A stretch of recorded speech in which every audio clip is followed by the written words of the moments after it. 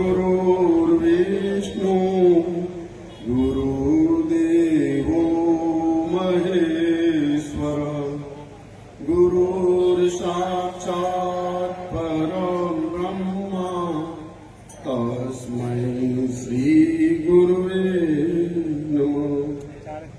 ध्यानमूलं गुरुमूर्ति पूजामूलं गुरुपदम् मंत्रमूलं गुरुर्वाक्यं मोक्षमूलं गुरुर्कृपा मोक्षमूलं गुरुर्कृपा। बोलो सद्गुरु महाराज। सुरेश पेला बंद कर जा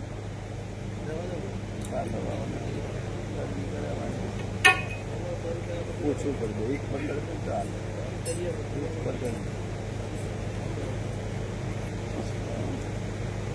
વાણીથી શરૂઆત કરીએ આપણે, કારણ કે આત્માનો ખોરાક ભજન સત્સંગ છે, એટલે એને પહેલી વાણી આપીએ તો એ પાછું સ્થિરમાં સમજણમાં આવી શકે. બોલો સદગુરુ મહારાજ. દાનવ માનવ થઈ જાય સંતોના સંગમાં.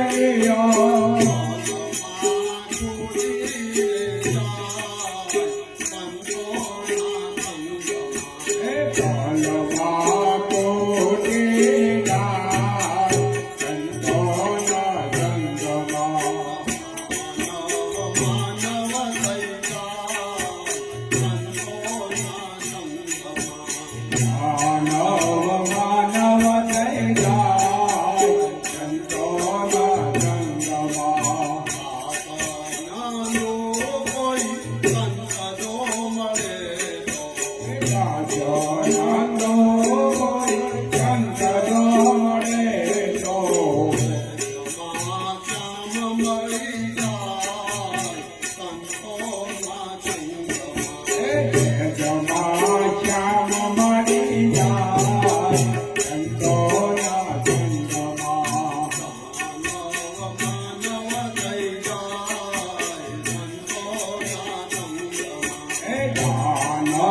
માનવ થઈ જાય સંતોના સંગમાં.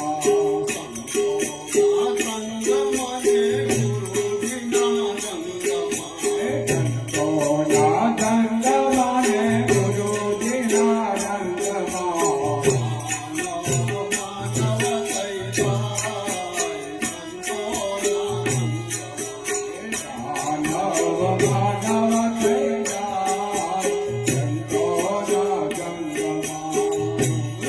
સદગુરુ મહારાજ કી જય.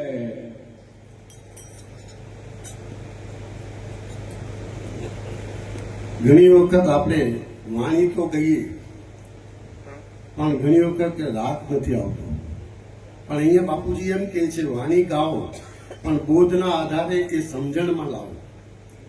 જો બોધના આધારે સમજણમાં લાવશો તો આપણું સ્વરૂપ એટલું આનંદિત અને સદોદિત આપણા સ્મરણમાં રહેશે.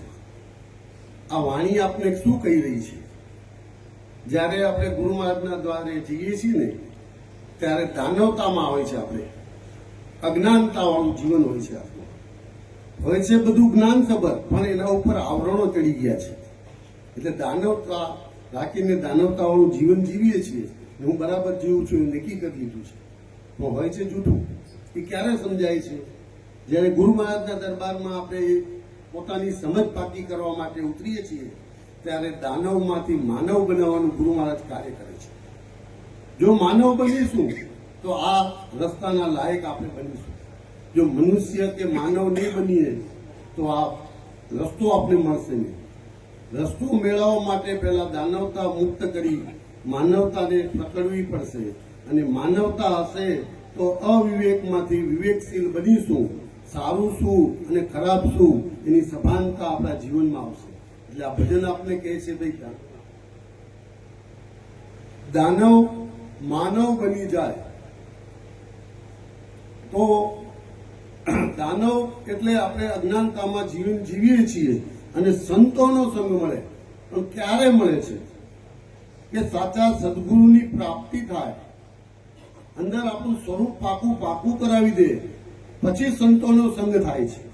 સંતોનો સંતો હોય છે પણ ભૂલામણી વાળો હોય છે અજ્ઞાનતામાં.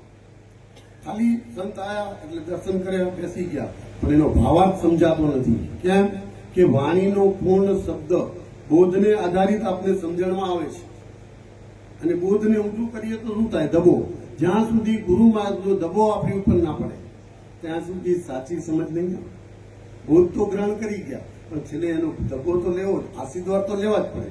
અને એ લઈએ ત્યારે જ આ ભજનનો મર્મ આપણે સમજાય. બાકી તો સમજવું બહુ કઠિન છે. અને આજે આપણા જીવનમાં બાપુ જેવા પરમ પૂજ્ય સંત મળ્યા છે, એની અમૃત વાણીનો લાભ મળી રહ્યો છે. ક્યાંથી ક્યાં લઈને આપણે અહીંયા પીસવા માટે આવી રહ્યા છે. ને આપણે કેટલા ભાગ્યશાળી છીએ કે આ લખુદાદાના પટાંગણમાં અને એના પરિવાર દ્વારા સુંદર આયોજનમાં બધા આપણે આત્માનું કલ્યાણ માટે આત્મદર્શન કરી રહ્યા છીએ અને અમૃત વાણીનો લાભ લઈ રહ્યા છીએ.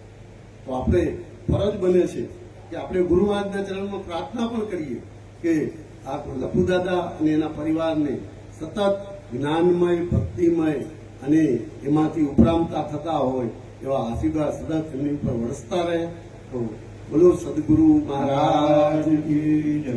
હવે આ ભજન આગળ કહે છે સંતોના સંગમાં અને ગુરુજીના રંગમાં. સંતોનો સંગ એટલે આ સત્સંગ. આ બધા સંતો છીએ તો સંતોના સત્સંગમાં આપણે ભેગા મળીએ અને ગુરુજીનો રંગ ત્યારે લાગે. ગુરુજીનો રંગ એટલે શું? કે ગુરુજીએ આપને જે સમજણરૂપી બોધ આપ્યો છે એ બોધનો સંગતિ કરીએ આપણે ત્યારે એનો સંગ લાગશે. વાતો કરવાથી નહીં લાગે. હા, ગુરુ મહારાજે જે કંઈ પ્રતિજ્ઞા, આજ્ઞા, વચન પાળવાનું કીધું છે એ રહીશું તો ગુરુજીનો રંગ ને સંગ લાગશે આપણે. પછી આગળ કીધું કાગ મટી હંસ થાય છે પલકમાં. કાગ એટલે કાગડો કોઈને પસંદ છે? કાગડાની વાણી પસંદ છે?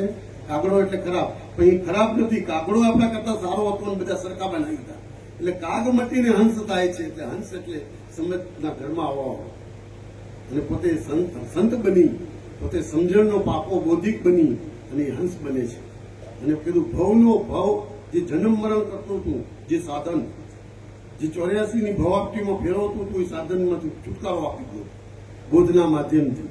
અને ત્રીજી કડોઈમાં કીધું જન્મ મરણનો ભેદ છે ભારી. આ જન્મ મરણ આપણે દુઃખ આપતું હતું અને આ જન્મ મરણના દુઃખની મુક્તિ ક્યારે મળી?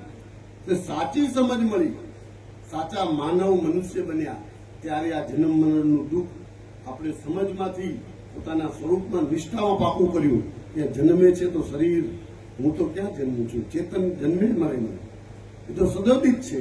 એવું આપણે આ જન્મ મરણમાંથી મુક્તિ અપાવી દીધી અને એ પલકમાં આપી દીધી. પલકમાં 14 કલાક 12 કલાકમાં બેસીએ છીએ અને જે જ્ઞાન આપને પૈસવામાં આવે છે, જે માથેના આવરણો શરીર ઉપર હતા એ બધા છૂટાવી દીધા અને ગુરુ મહારાજે આપણું જે અજ્ઞાન રૂપી સાધન સ્વીકારી અને નવડાવી ધોવડાવી ચોખ્ખું કરી જ્ઞાનમય બનાવી સમજણનું ઘર પાકું કરાવી અને આ જગતમાં પાછા ઉતારી દીધા છે.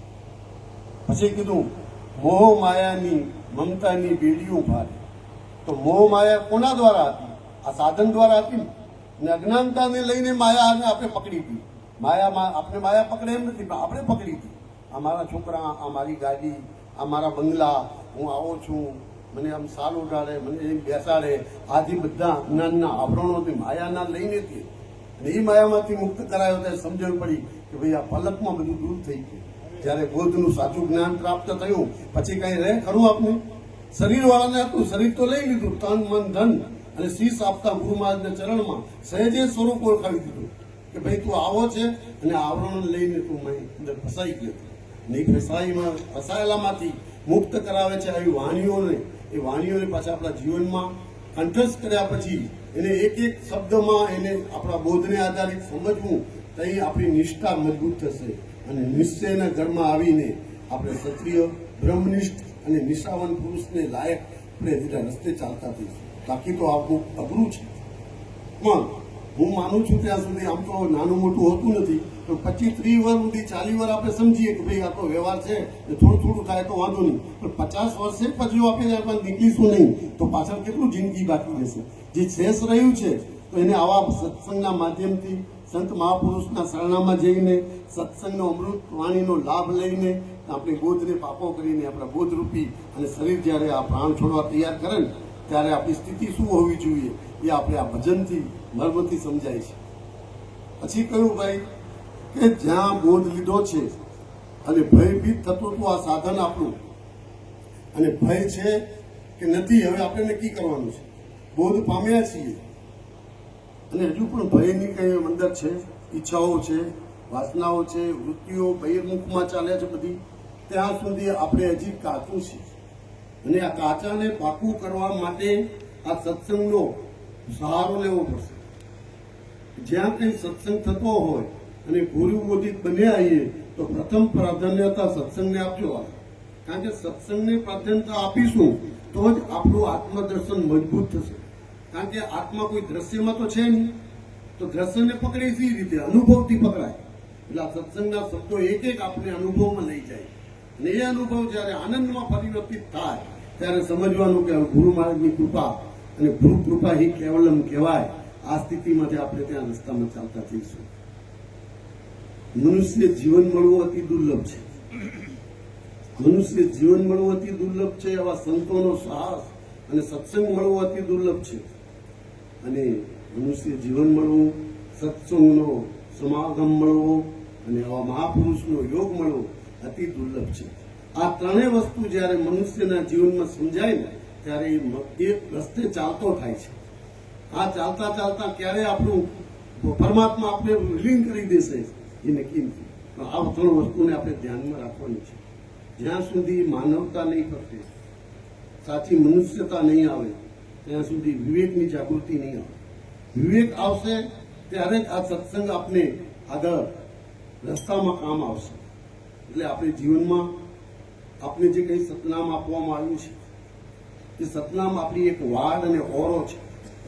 જો સત્સંગનું સ્મરણ ટાઈમસર નીતિથી અને નિષ્ઠાથી કરવામાં આવશે તો આપણે એક ઓરો બની જશે અને એ જ આપણું રક્ષણ કરશે.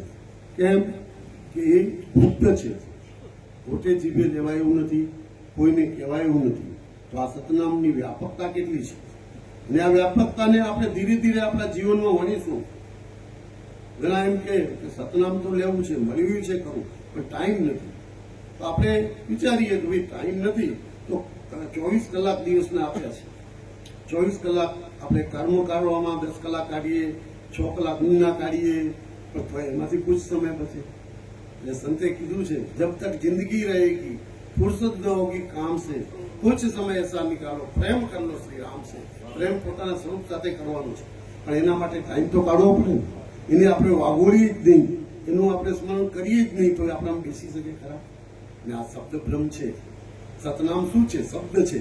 અને આત્મા પણ શબ્દ છે. તો એ ચેતનમાં ભરી જતો હોય તો એ કેટલો આનંદ આપે આપણને. પણ જ્યારે એનું સ્મરણ કરીએ છીએ ને ત્યારે આપણે એનો આનંદ મળે છે. તો આપણે સતનામ પાકું કરીએ, સતનામમાં થોડો સમય આપીને સ્મરણ કરીએ. અમૃતધારાના બાપુજીની જે વાણી છે, સૌ મુખ્યત્વે નીકળેલી અમૃતધારામાં, એ વાણીને રાત્રે એક પવજ વાંચીને આપણા સ્વરૂપની નિષ્ઠા મજબૂત કરીએ. વખતો વખત સમય અનુકૂળતા હોય તો જેસડા આશ્રમે બાપુજીનું એક માધ્યમ બનાવ્યું છે, ત્યાં જઈને શીશ નમાવી અને ગુરુ મહારાજના આશીર્વાદ લઈએ. જગતના વ્યવહારમાં તો આપણે જવું જ છે, ભલે ને કરીએ, પણ એક દિવસ તો મળી જાય ને એવો. તો આપણે એ સમય અનુકૂળતા, કોઈને સંગ લેવો હોય તો એનો આશરો લઈએ, ના મળે તો એકલા જવાની ભાવના રાખીએ તો ગુરુ મહારાજ મદદ કરશે. પણ આપણે વિચાર કરીએ પેલો નહીં આવે તો નહીં જવાય, આ વસ્તુ નહીં બની. કારણ કે હવે સંતનો છે, દરેકમાં વ્યાપક પરમાત્મા બ્રહ્મ રમી રહ્યા છે. તો હું એમાંનો છું એવું નક્કી થાય તો જવાય. જો દેહભાવમાં શું તો કોકનો આશરો આ નથી ચાલતો એટલે મારાથી નહીં જવાય. આપણે બ્રહ્મ સ્વરૂપ છીએ. આપણી નિષ્ઠા આત્મામાં છે. આત્મા તો પરમાત્મા. દેવી દેવતાઓના છબી છે, ફોટા છે, પણ આત્માને પરમાત્માને ફોટા ખરા? તો એ વ્યાપક છે, એને ફોટામાં કઈ રીતે લાવીએ? જો આત્મા બનીએ તો પરમાત્માની ભક્તિ થાય. દેહવાળાથી દેહવાળાની ભક્તિ કરીએ તો દેહ મળે પાછો, જન્મ મરણ તો ઊભું જ રહે. પણ આત્મામાં વિલીન થઈને પરમાત્મામાં વિલીન થાય છે. આત્મા બનીએ ત્યારે ને, આત્માની સાચી સમજણ આપણામાં આવે ત્યારે ને. અને ગુરુ મહારાજે આપણે રસ્તો સરળ કરી આપ્યો છે. 12-14 કલાકમાં જે આપણે આપણું સ્વરૂપ પ્રગટાયું છે, અને એ સ્વરૂપમાં આપણે ધીરે ધીરે આગળ વધીએ તો એ ખરેખર આપણે આનંદ આપશે. બોલો સદગુરુ મહારાજ.